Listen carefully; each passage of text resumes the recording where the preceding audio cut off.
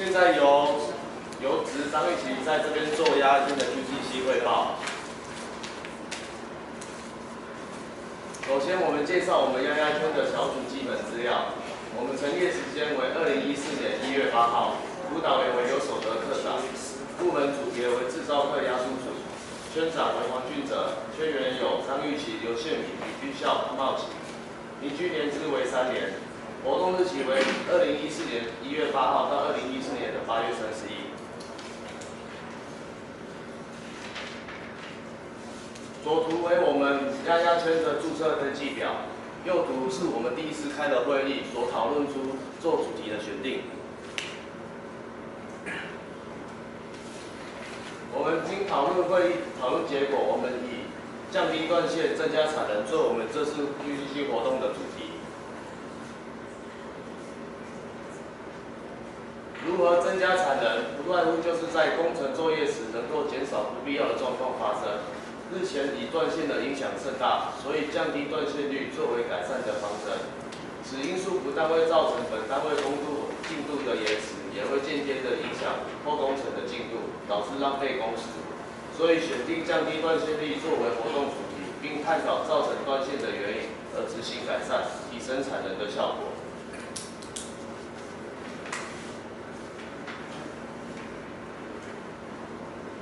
QCC 活动主题登记表，在我们开会议中，我们有讨论出如何改善断线的机遇。我们分别有5点，然后以更换4大内膜最为重要。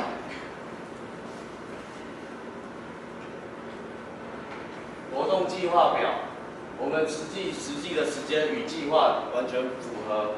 然后1月份、2月份的主要内容是在表单的整理，3、4月是我们现况以及未改善前的数据的统计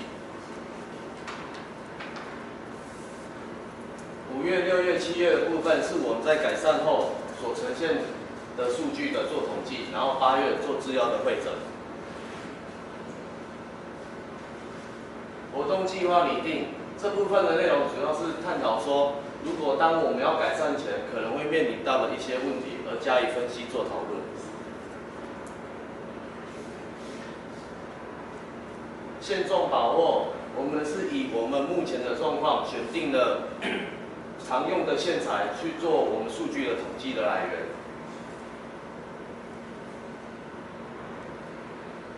我们现在这边这里是我们4项是由我们常用的线材作为我们这次活动统计的对象，然后我们以3、4月份的断线，然后我们都会把记录登记在日报表上面，然后所呈现出来是总米数的工程为226万，然后出现了81次的断线，然后百分比为81%。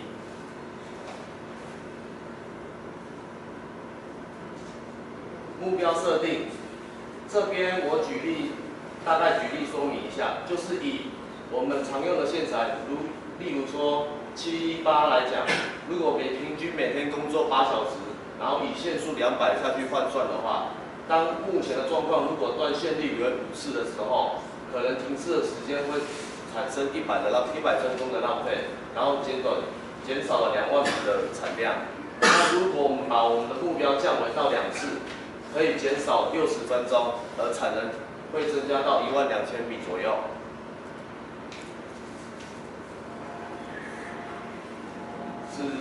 此数据为3、4月的统计结果。我们由上面这个表格可以看出，我们平均下来是以27000多米会造成断线1次，然后我们把目标设定在5万米的时候会出现断线1次的几率。然后从3月到4月所产生的总米数为226万，然后作业者为4人，所以平均每人的设定值都会设定在1次5万米的时候会出现1次的断线，然后减少30%的断线率。然后由这个图表可以看出，我们改善前高达81%，但是我们希望我们的目标能够降至30%，达到50%左右。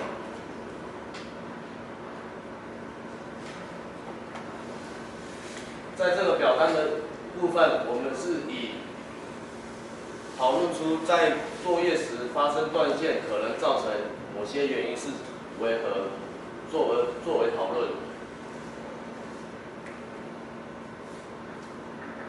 此表格显示就是我们3、4月的断线原因。我们在3、4月所统计出来的结果，分别有6项可能造成断线的因素，然后其中以内膜尺寸不合，就是过小而产生断线的百分比都达到了80%以上。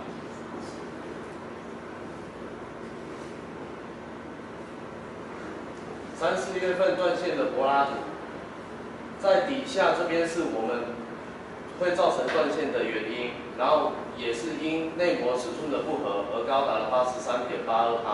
然后根据82法则，所以因此我们将这次的改善重点定为内膜的尺寸。这意思是说，当我们在发生断线的时候，我们会以更换内膜作为首要。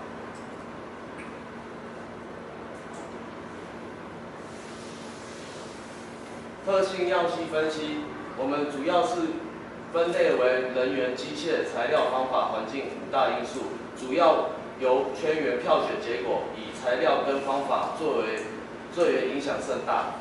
主要部分是在这边导体外径过大，可能在我们作业的时候，可能过程中产生导体开花或者毛式跳骨之类，影响了断线的情形。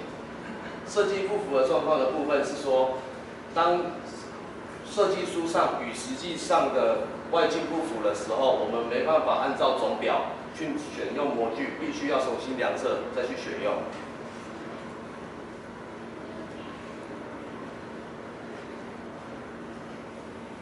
我们计划执行时间是5月1号到7月31号，在这个过程中，我们统计出以这3点为我们最常看到的断线因素。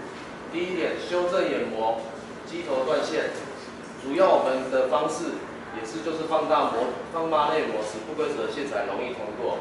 第二点，内膜穿线会确实，基本上这是个人的因素，因为没有注意到，所以会造成这个结果。接头导体米数不符，这个部分有时候会有状况的发生，但是都会请邻近的作业者帮忙注意，帮忙提醒。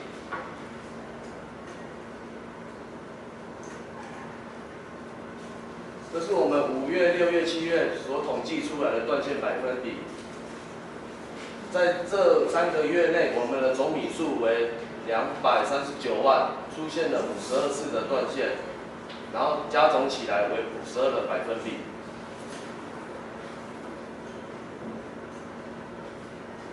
这是表示显示说，我们实施前所有的断线率以及实施后的断线率的成果，然后也达到了降低了30%左右的断线率。然后这个20条例的183这个部分，等一下会用图表替各位说明。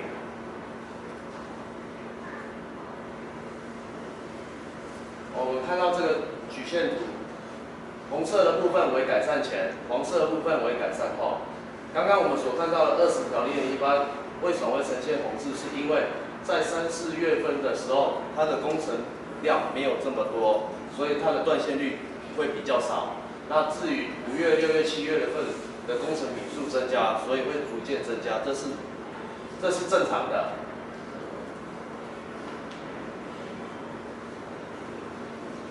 此长条图也是意思也是一样，只是说让各位更明显的看出改善前跟改善后的结果。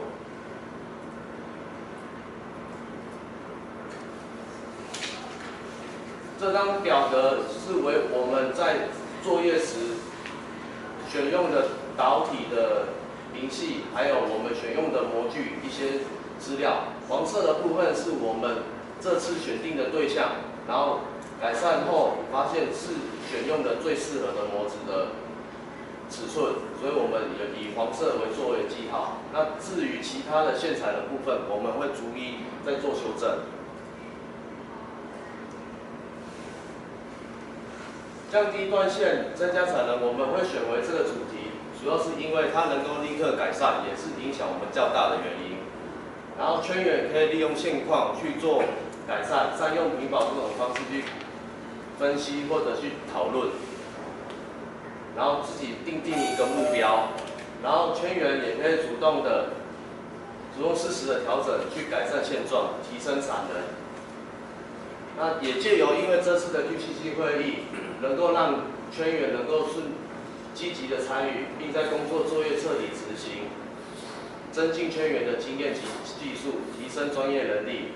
但在过程中，很多状况是没办法用同一种方式去做解决的，所以我们必须还要去讨论、去做分析，因为在生产过程中，有时会与书面的数据不同，而造成生产时无法达到所要的规范，所以这也是我们目前面临到的问题，也是我们要去改善或突破的方向。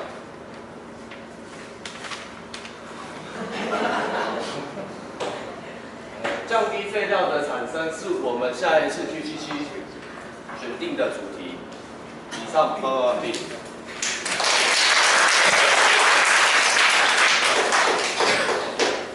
谢谢家学哦，那个鸭子太详细了。我们丫丫。各位有什么问题要提问的吗？那个开档案啊，人家对策拟定那边啊，你说放大研磨啊，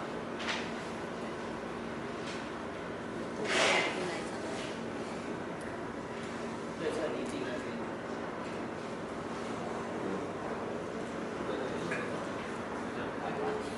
放大研磨啊，但是放大研磨是不是对偏心啊，或是热后不足，会产生其他的问题呢？不是只有考虑到会断线的问题，还要考虑这个线做出来能不能用的问题。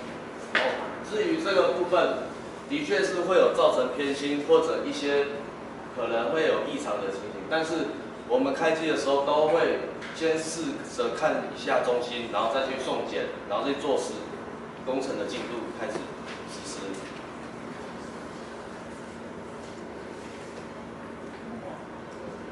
那针对刚才讲的这个问题啊，就是后面那一段不规则的线材容易那个问题，那是牵扯到那个前工程嘛。那这个部分有回馈给前工程，然后请他做一个改善嘛，而不是说你一直在那边放大内膜。放大内膜就跟刚才那个一个人讲的一样，可能会造成偏心的问题。这个也说明一下。这个部分的话，如果当我们持续的去放大内膜的时候，但是我们会抓在一个可能性的范围里面，不会一直往上放大，因为可能这样子会无法去作业，所以我们大概抓在0.02以内。所以超过的话，我们会透过主管，然后去协调如何去应对。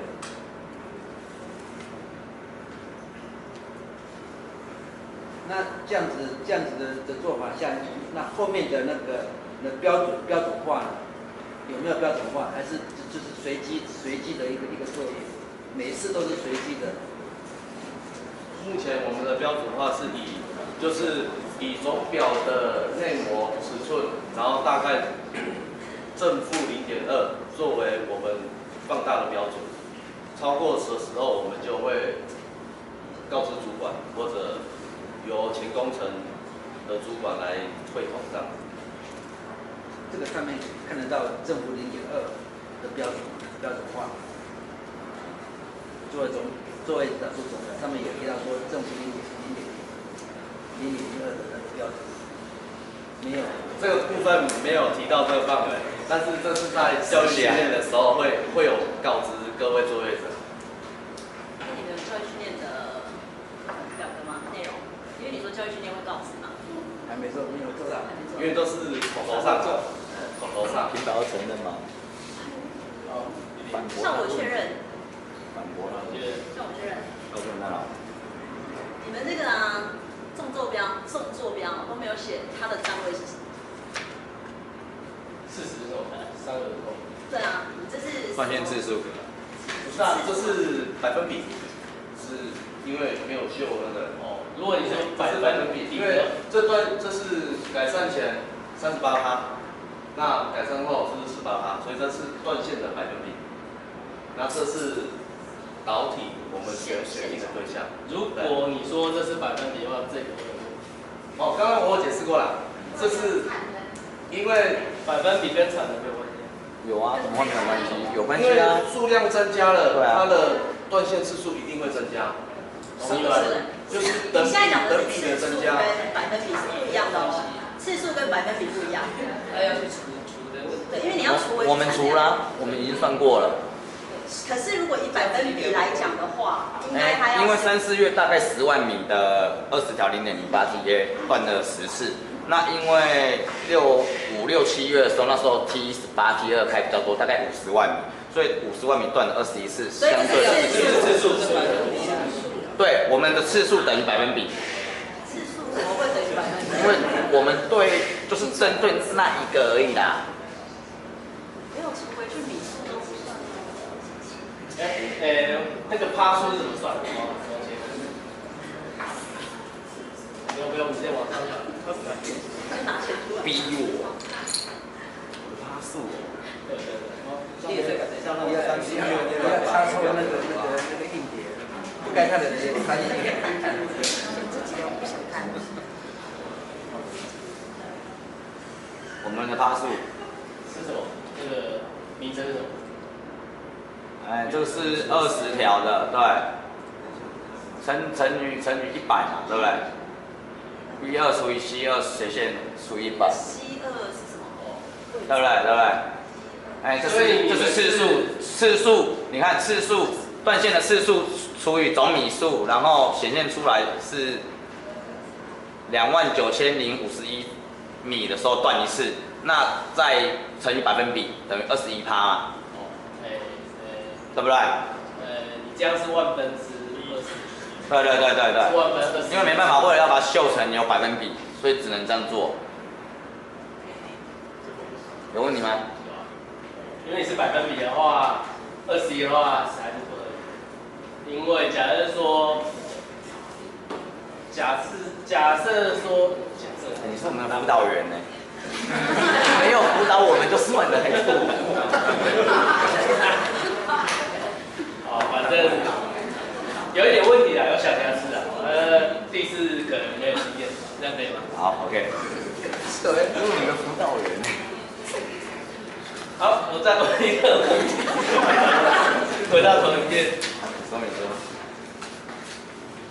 那个原因呢？你们讨论的原因有那个原因在前面。在原因。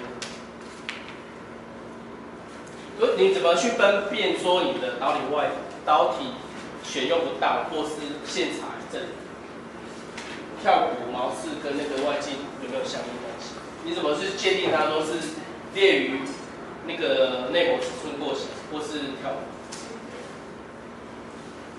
如果跳骨跟毛刺手摸就摸得出来，那内膜尺寸过小会不规则断线，可能有时候1000米就断，500米就断，2000米就断，那就可能会是因为内膜只要换了就不会有这个情形持续发生。